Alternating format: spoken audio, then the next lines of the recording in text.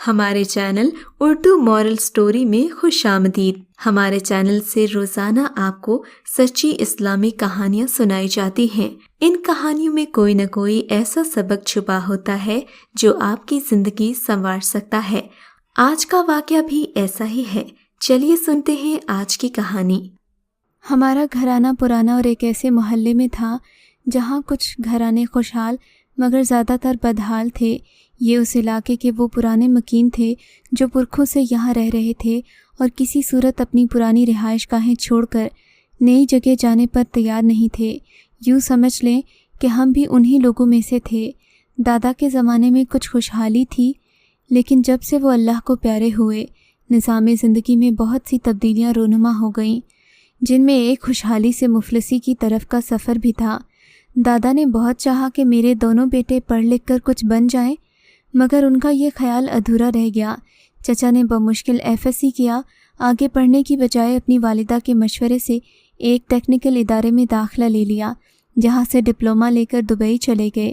جب گھر کا بوجھ ابو پر آیا تو انہوں نے کالج جانے کی بجائے ملازمت کی تلاش شروع کر دی۔ یوں پوسٹ مین کی اسامی پر انہیں رکھ لیا گیا۔ امی جان گریجویٹ تھیں، انہوں نے B.Ed کر رکھا تھا۔ وہ ذہین تھیں، مزید تعلیم کی آرزو رکھتی تھیں، لیکن منگنی میرے والد کے ساتھ بچپن میں ہو چکی تھی جو ان کے خالہ زاد تھے۔ پس نانا نے بہتر سمجھا کہ بیٹی کو مزید تعلیم دلوانے کی بجائے اس کو اس کے گھر کا کر دیا جائے۔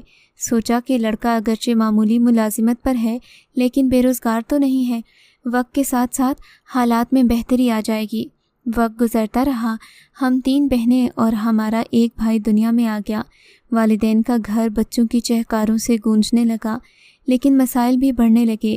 4 بچوں کا خرچہ پورا کرنا مشکل ہوا تو نانا جان اور ماموں نے بھاگ دوڑ کر میری ماں کی ملازمت بطور ٹیچر سرکاری اسکول میں کروا دی۔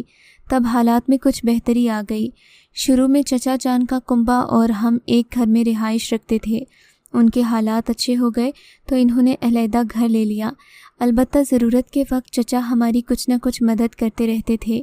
شومئی قسمت، ایک دن جب کہ والد صاحب ڈاک تقسیم کرنے کے بعد گھر لوٹ رہے تھے، ان کی سائیکل کو پیچھے سے ایک تیز رفتار موٹر نے کچھ اس طرح ٹکر ماری کہ وہ اڑ کر دور جا گرے اور پکی سڑک پر گرنے کے بعد سے نہ صرف سر میں شدید چوٹ آئی بلکہ ٹانگ بھی ٹوٹ گئی۔ اس وقت سڑک پر کوئی نہ تھا، لہٰذا موٹر والا ٹکر مار کر یہ جا وہ جا، معلوم ہی نہ ہو سکا کہ کس نے ٹکر ماری ہے۔ کچھ دیر بعد ایک ویگن وہاں سے گزری۔ اس کے ڈرائیور نے والد صاحب کو اپنی ویگن میں ڈالا اور ہسپتال لے آیا۔ ابا نے جان تو بچا لی لیکن کافی عرصہ ہسپتال میں پڑے رہے۔ سر کی چوٹ کے باعث اب وہ اپنے فرائض صحیح طور پر سر انجام نہیں دے رہے تھے اور سائیکل چلانے کے بھی قابل نہیں رہے تھے، جبکہ گھر ڈاک کی تقسیم کے لیے انہیں سائیکل کی ضرورت تھی۔ یوں مجبور ہو کر وہ گھر بیٹھ گئے اور گھر کے تمام اخراجات کا بوجھ میری باہمت ماں پر آن پڑا تھا۔ اماں نے اسکول میں پڑھانے کے بعد ٹیوشن کا سلسلہ شروع کر دیا۔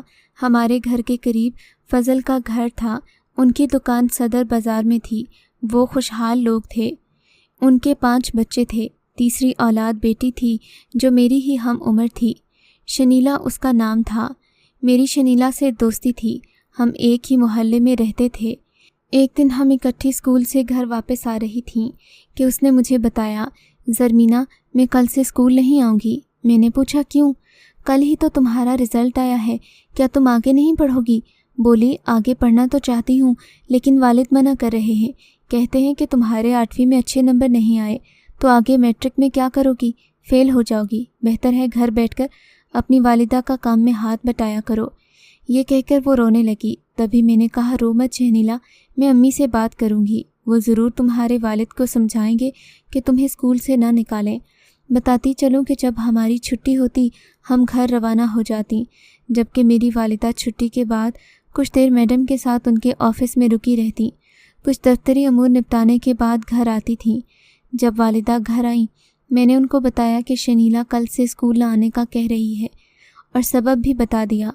امی شام کو ان کے گھر گئیں، اس کے والد سے بات کی، کہا کہ اسے اچھے نمبروں سے پاس کروانے کی میں گارنٹی لیتی ہوں، آپ بیٹی کو اسکول جانے سے مت روکیے بلکہ روز شام کو اسے میرے پاس ٹیوشن کے لیے بھجوا دیا کریں، چند دنوں کے بعد ہی یہ پڑھائی میں اچھی ہو جائے گی۔ والدہ کی بات چچا فضل نے مان لی اور شنیلا روز شام کو ٹیوشن پڑھنے آنے لگی۔ والدہ نے اس پر انفرادی توجہ دی تو وہ پڑھائی میں اچھی ہو گئی، ٹیسٹ وغیرہ میں اچھے نمبر لانے لگی۔ اسے ٹیوشن آتے 2 ماہ ہوئے تھے کہ میں نے محسوس کیا میرا بھائی کشور ٹیوشن ٹائم میں گھر پر رہنے کی کوشش کرتا ہے۔ حالانکہ پہلے وہ دوستوں کے ساتھ کرکٹ کھیلنے چلا جاتا تھا، کرکٹ کا اچھا کھلاڑی تھا۔ اب اگر دوست بھی بلانے آتے تو کہہ دیتا کہ میں کھیلنے نہیں آ رہا، تم لوگ کھیلو، میرے گھٹنے میں تکلیف ہے۔ گھٹنے میں تکلیف تو ایک بہانہ تھا، اصل وجہ شہنیلا تھی۔ وہ اس سے گھر میں بات نہیں کرتا تھا کیونکہ امی کی اجازت نہ تھی۔ ان کا حکم تھا کہ جس کمرے میں لڑکیاں ٹیوشن پڑھتی ہیں وہاں لڑکے نہیں آئیں گے۔ کشور کی کوشش ہوتی کہ وہ کسی طرح آتے جاتے ایک جھلک شہنیلا کی دیکھ لے۔ ایک دن میں اسکول نہ گئی، وہ چھٹی کے بعد گھر لوٹ رہی تھی کہ کشور کو راستے میں مل گئی۔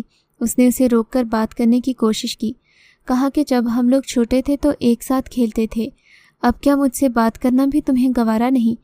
کیا مجھ سے کوئی ناراضگی ہے؟ وہ کہنے لگی ناراضگی کاہے کی؟ تمہاری امی سے ڈرتی ہوں، وہ ہماری میڈم ہے، اگر انہوں نے تم سے بات کرتے دیکھ لیا تو مجھے پڑھانا بند کر دیں گی، اس طرح تو میرا بہت نقصان ہو جائے گا۔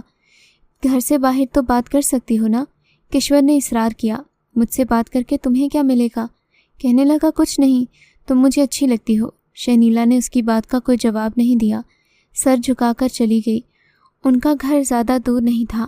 شہنیلا کا ایک بھائی میرے بھائی کشور کا دوست تھا۔ ایک یہ بھی وجہ تھی کہ وہ بھائی سے راستے میں ٹھہر کر بات کرتے ہوئے کتراتی تھی، ڈر تھا کہ اس کے بھائیوں یا والد نے دیکھ لیا تو خیر نہ ہوگی۔ انہی دنوں امی جان کو ٹریننگ کی خاطر اسکول کی طرف سے چند ہفتوں کے لیے لاہور بھیج دیا گیا۔ ان کی جگہ میری بڑی بہن سمینہ باجی بچیوں کو ٹیوشن پڑھانے لگی۔ باجی نے FA تک پڑھایا اور اب پرائیویٹ طور پر BA کی تیاری کر رہی تھیں۔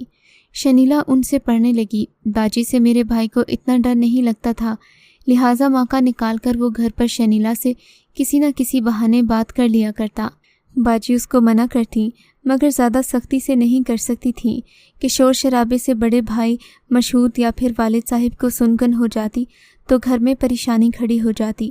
باجی نے سوچا چند دنوں کے بعد امی آ جائیں گی تو ماحول از خود پہلے جیسا ہو جائے گا۔ شہنیلا جو پہلے سنجیدہ اور باوقار سی لڑکی تھی، ہر وقت ہنستی رہتی تھی۔ دراصل یہ دونوں نادان چپکے چپکے اپنی معصوم محبت کو پروان چڑھا رہے تھے۔ گھر سے باہر جب بھی موقع ملتا تو قریبی پارک میں جا کر میرے بھائی سے مل آتی۔ ایسا وہ اس وقت کرتی جب اس کی ماں دوپہر کو سو جاتی، والد اور بڑے بھائی گھر پر موجود نہ ہوتے۔ اس نے چھوٹی بہن کو رازدار بنا لیا، جو اس کی ہر بات کا دھیان رکھتی کہ گھر میں والد یا بھائی آ جائیں تو ڈر کر شہنیلا کو باخبر کر دیتے۔ ہمارے گھر کے قریب ایک آموں کا باغ تھا، اکثر لڑکیاں کیریاں چننے باغ میں چلی جاتی۔ شہنیلا بھی سوچتی کہ اگر اس کی ماں کو بھی علم ہو گیا تو کہہ دے گی کہ چٹنی کے لیے باغ سے کیریاں لینے گئی تھی، لیکن ایسی نوبت ہی نہ آئی۔ کافی دنوں تک کسی کو علم نہ ہو سکا کہ یہ دونوں باغ میں ملتے ہیں۔ باغ کا رکھوالا ایک بوڑھا آدمی تھا جو محلے کے بچوں کو پہچانتا تھا، تبھی وہ انہیں زمین پر گری ہوئی کیریاں اٹھانے سے منع نہیں کرتا تھا۔ اب شہنیلا پڑھائی میں اتنی اچھی ہو گئی کہ پوزیشن لینے لگی، پوری توجہ سے پڑھتی تاکہ والدین اسے ہمارے گھر ٹیوشن کے لیے بھیجتے رہیں۔ اس کے لیے یہ ٹیوشن نیک فال ثابت ہو گیا، لیکن کشور کا دھیان پڑھائی پر سے ہٹ گیا۔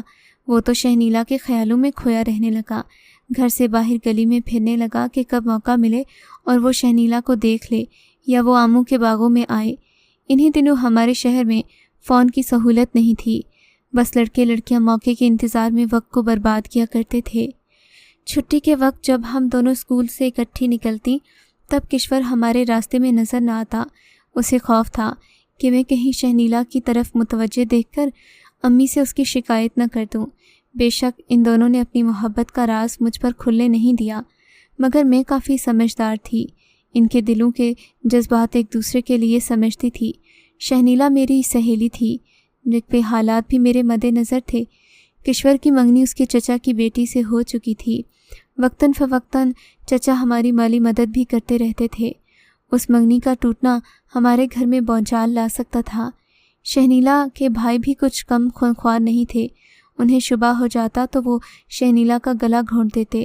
میرا بھائی بھی بری و ذمہ نہیں ٹھہرتا، وہ بھی نشانے پر لے لیا جاتا۔ غرض ایسی سوچیں کہ جس سے میں اپنے بھائی اور اس نادان لڑکی کو آنے والے برے حالات کی سنگینی سے بچانا چاہتی تھی۔ کئی بار میں نے اشارتاً دل سے بات پوچھنا چاہی، لیکن وہ ٹال جاتی۔ کشور اور شہنیلا اس معاملے میں مجھ پر اعتبار کرنے کو تیار نہیں تھے۔ ایک دن باجی شہنیلا کو پڑھا رہی تھیں کہ ایک تحریر ان کی کاپی سے اس کے ہاتھ لگ گئی۔ یہ کشور کا خط تھا جو اس نے شہنیلا کو لکھا تھا۔ باجی نے پڑھا تو پوچھا، سچ بتاؤ شہنیلا، یہ کیا معاملہ ہے؟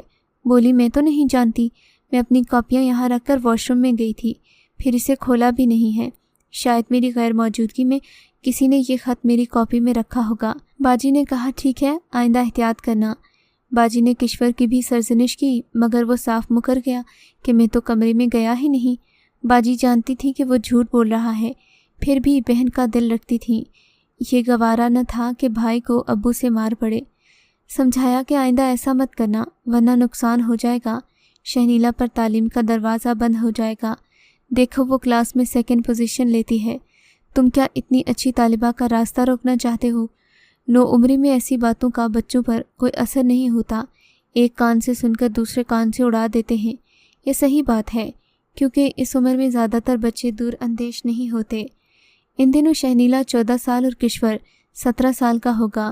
دونوں ہی کم عمر تھے اور بے خوف و خطر، ایسا قدم بھی اٹھا سکتے تھے جو انہیں رسوائی کی طرف لے جاتا۔ باجی نے امی کو آگاہ نہ کیا، لیکن مجھ سے پوچھا۔ میں نے صاف بتا دیا کہ مجھے شک تو ہے، لیکن میں نے انہیں کبھی باتیں کرتے نہیں دیکھا۔ اسکول میں جب میں نے قسم دے کر اس سے پوچھا تو اس نے بتایا کہ وہ کبھی کبھی کشور سے آموں کے باغ میں ملتی ہے، تب چھوٹی بہن اس کی پہرے داری کرتی ہے۔ اس انکشاف پر میرے پیروں تلے سے زمین نکل گئی۔ اس واقعے کے بعد بھی وہ ہمارے گھر ٹیوشن پڑھنے آتی رہی، کیونکہ باجی نے اسے کوئی سخت رویہ نہیں اپنایا تھا۔ ایک روز جبکہ میں نے دھونے کے لیے کشور کا جوڑا کھونٹی سے اتارا، اس کی جیب سے تصویر گر پڑی۔ یہ تصویر شہنیلا اور کشور نے اکٹھے اتروائی تھی۔ تصویر میرے بھائی کے ایک دوست نے اتاری تھی۔ تصویر دیکھ کر میں دنگ رہ گئی کہ کیا میری دوست اتنی دیدہ دلیر ہو سکتی ہے کہ کشور کے ساتھ اکٹھے تصویر بنوا لے، یا خود یہ کوئی کشور کی کارستانی ہے؟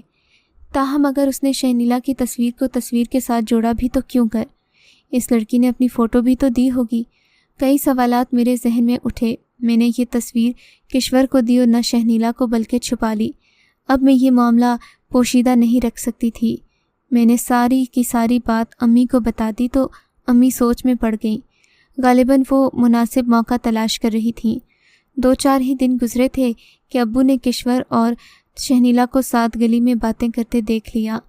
وہ تو ابو کو دیکھ کر تیزی سے آگے چل دی۔ کشور گھر کی طرف مڑ آیا۔ اس کی پیشانی ارکالود تھی، رنگ اڑا ہوا تھا۔ میں نے دیکھا وہ بہت خوفزدہ تھا۔ شام تک والد نے اس کا انتظار کیا، لیکن وہ اپنے کمرے میں بند رہا۔ بالآخر میں نے لحاف ہٹا کر کہا، کشور اب یہاں سے نکلو، کب تک ادھر چھپے رہو گے؟ اس کے ماتھے پر ہاتھ رکھا تو اسے تیز بخار تھا۔ امی کو بلایا، انہوں نے تھرمامیٹر لگایا، واقعی بخار تیز تھا۔ وہ ابو کے پاس گئیں، بتایا کہ کشور بخار میں تپ رہا ہے، اسے ڈاکٹر کو دکھائیے یا دوا لا کر دیجیے۔ بخار کی وجہ سے ابو نے اسے کچھ نہ کہا، دوا بھی لا کر دے دی۔ 2 دن بعد جب وہ ٹھیک ہو گیا اور بخار اتر گیا تو والد نے اسے بلا کر کہا کہ میں اسی ماہ تیری شادی ماہنور سے کر رہا ہوں، تمہارے چچا کو ایک خط لکھ دیا ہے، وہ جلدی پہنچ جائیں گے۔ امی نے سنا تو بولی کہ یہ کیا غضب کر رہے ہو، اسے پڑھائی تو مکمل کرنے دو۔ تو پھر ایسے کرتوت چھوڑ دے جن کی وجہ سے ہمارا محلے میں رہنا دوبر ہو جائے۔ تم جانتی نہیں ہو یہ فضل کی لڑکی سے گلی میں باتیں کر رہا تھا، میں نے اسے خود دیکھا ہے۔ والد کا خوف بھی بجا تھا کہ کہیں شہنیلا کے بھائی میرے بھائی کو مار ہی نہ ڈالیں۔ وہ تو اثر رسوخ والے لوگ تھے، جو باتیں بڑوں کے شعور میں ہوتی ہیں ہم نادان نہیں سمجھتے۔ بہرحال کشور اور شہنیلا نے ایک دوسرے کا ساتھ نہ چھوڑا، باوجود تنبیہ کے وہ قدرے محتاط اور ہوشیار ہو گئے۔ والد بھی خاموش بیٹھے تھے کہ سوائے سمجھانے کے وہ اور کر بھی کیا سکتے تھے۔ ایک روز شہنیلا کی لڑائی اس کی چھوٹی بہن نبیلہ سے ہو گئی۔ اس نے غصے میں اپنے بڑے بھائی کو بتا دیا کہ شہنیلا کشور سے باتیں کرتی ہے۔ اس کے بھائی کو یقین نہیں آ رہا تھا کہ اس کا دوست اس کے ساتھ دھوکہ کر سکتا ہے۔ بہن جس کو وہ معصوم سمجھتا تھا کسی لڑکے کے ساتھ تعلق رکھے گی، اس نے سوچا بھی نہیں تھا۔ نبیلہ سے کہا کہ یاد رکھ، اگر تو نے بڑی بہن پر بہتان لگایا تو میں تیرا خون پی جاؤں گا۔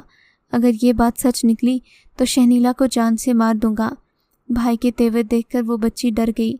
बोली, भाई, बाजी की किताब गली में गिर गई थी। पीछे किश्वर आ रहा था। उसने आवाज़ देकर कहा, शहनीला रुको, तुम्हारी किताब गिर गई है, ये ले लो, मैंने अपने दरवाजे से इतना देखा था। इस तरह नबीला ने भाई की डांट सह ली, मगर झूठ बोलकर एक क़यामत को घर आने से रोक लिया। घर का माहौल सख्त हो तो छोटे बच्चे भी सियाने हो जाते हैं। नबीला को अंदाज़ा हो गया कि बहन का राज खोलना महंगा पड़ जाएगा। उसके बाद उसने ऐसी कोई बात नहीं की, लेकिन ये राज तो आखिर खुला ही था। जल्द ही नबीला के भाइयों को शक हो गया। इन्होंने शहनीला की शादी की तारीख रख दी। उसकी शादी के बाद किश्वर तो नीम मुर्दा सा हो गया। उसने खाना पीना छोड़ दिया।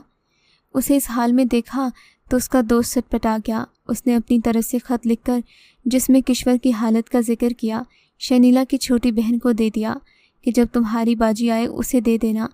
इस ख़त के बारे में किश्वर को इल्म था और न हम में से किसी को।